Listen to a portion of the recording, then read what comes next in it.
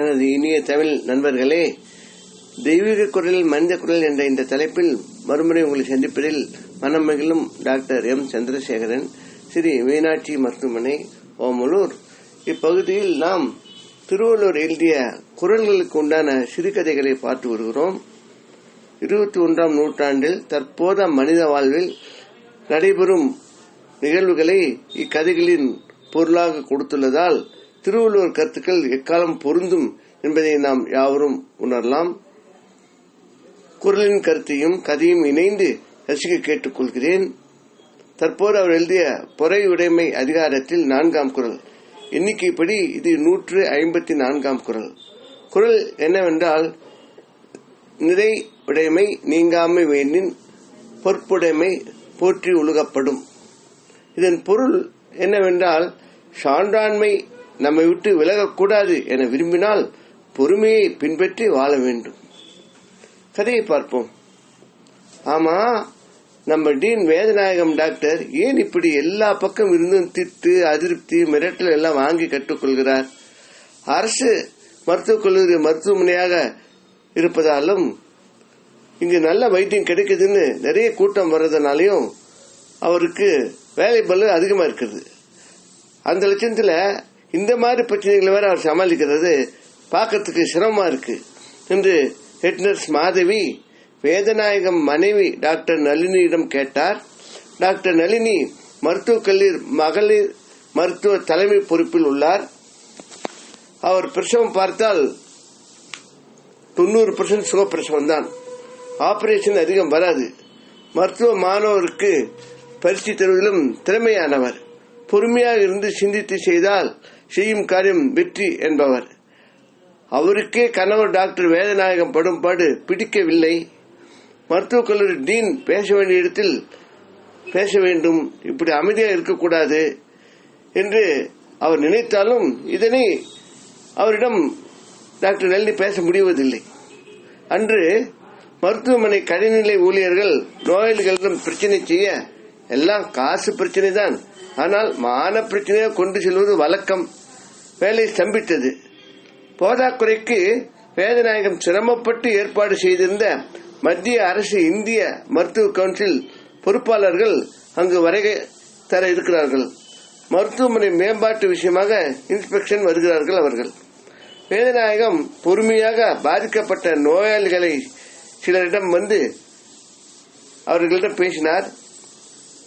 அந்த மேம்பாட்டு ஆய்வுக்குழுவிடம் வசதிகள் குறைவு என்பதாலேயே கடைநிலை ஊழியர்களோடு பிரச்சனை என சொல்ல சொன்னார்.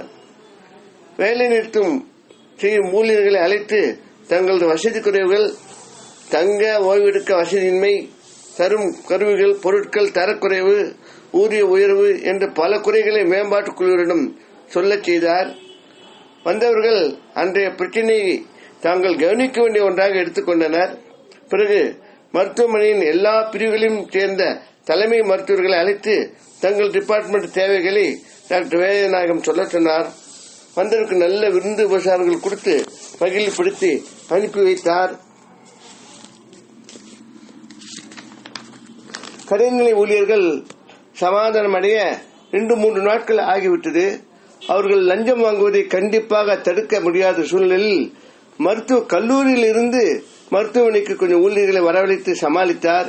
அதில் பிரச்சனை வந்தபோது கடைநிலை ஊழியர்களில் மிகவும் மோசமாக செயல்படும் சிலரை அழைத்து லஞ்சம் விஷயமாக மந்திரி வரை விஷயம் போய்விட்டது, நான் என்ன செய்ய முடியும், இனிமேல் இத்தனை நாள் பொறுமையா இருந்தேன், நான் என்ன செய்ய முடியும் என்று சும்மா டுபாக்கூர் விட அவர்கள் அடங்கினர். ஆனால் அந்த 2 நாட்கள் அதில் அவர் வாங்கிக் கொண்ட கெட்ட வார்த்தைகள், எதிர்ப்புகள் அதிகம்தான். இதே மாதிரி பல சமயம் மக்கள், அரசியல்வாதிகள், மந்திரிகள், சென்னையிலிருந்து வரும் மேலதிகாரிகள், மருத்துவமனை ஊழியர்கள் என்று எல்லோரிடமும் பிரச்சனை தான். ஆனால் மேலே சொன்னபடி சமாளிப்பார். கோபம், ஒழுங்கு நடவடிக்கை எல்லாமே குறைவுதான். நளினி மனம் நொந்து அவரை சந்தித்து இந்த மாதிரி பிரச்சனைகளில் கண்டிப்பாக செயல்பட சொல்ல அவருடைய அறைக்கு சென்றார்.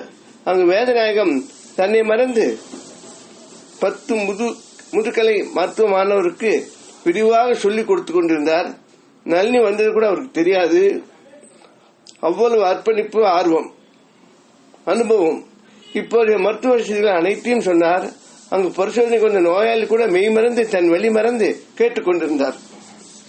அந்த இரவு நளினி படுக்கும் முன் வேதநாயகத்திடம் பேச்சு அதிருப்தி பற்றி விசாரிக்க அவர் உணர்வுகள் இல்லாமல் சொன்னார், நளினி, நாம் இருவரும் மருத்துவர்கள். நம் கடமை மருத்துவம். வேறு எந்த தொழிலும் இல்லாத பொறுப்பு நம்முடையது.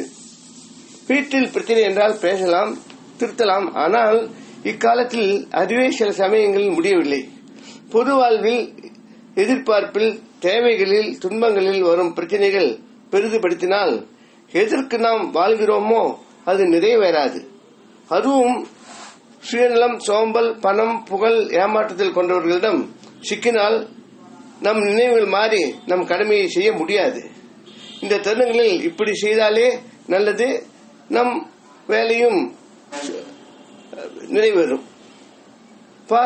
மாணவர்கள் நம் கல்லூரியை முதலாவதாக தேர்வு செய்கின்ற அரசு மருத்துவக் கல்லூரியாக இருந்தாலும் மேம்பாட்டுக்குழு முன்னேற்ற வருகிறது. ஆயிரக்கணக்கில் பொதுமக்கள் தனியார் மருத்துவமனை விட்டு இங்கு மருத்துவத்துக்கு வருகிறார்கள். என் நடவடிக்கைக்கு இதுதான் நான் பெற்ற பலன், வெற்றி என்றார் டாக்டர் வேதநாயகம். அன்பு நண்பர்களே, இத்துடன் கதை முடிகிறது. சிந்தித்து பார்த்தால் பல சமயங்களில் நமக்கு நாம் எடுத்துக்கொண்ட காரியத்தை நாம் முடிக்க முடிவதில்லை. அதில் நம்முடைய திறமை குறைவு என்று நாம் எடுத்துக்கொள்ள முடியாது. நம்முடைய திறமை நாம் அறிந்ததுதான். ஆனால் செயல்பாடுகளுக்கு வரும் சிரமங்கள் அதனை தடைப்படுத்த வாய்ப்புள்ளது.